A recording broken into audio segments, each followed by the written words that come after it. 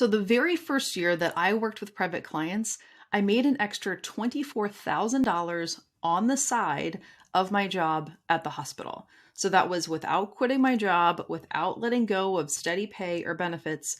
I literally added an extra $24,000. It was kind of like I gave myself a raise. And the way that I did that was I started off by seeing just one client after work one time a week. And then I started seeing that client two times a week.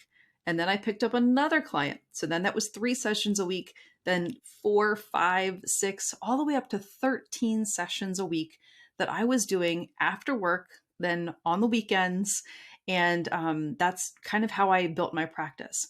Once I got to about 10 clients, I decided to cut my hours down. So I cut down from 40 hours to 32 hours, which allowed me some extra time to be able to work with those private clients. But really, making that extra money that year was a game changer for me because I had a wedding coming up that I wanted to, obviously pay for. And so to be able to have that extra money coming in was absolutely incredible. And again, I was able to do it without quitting my job or without going without anything, right? This was an addition to what I was already making at the hospital. And that felt amazing.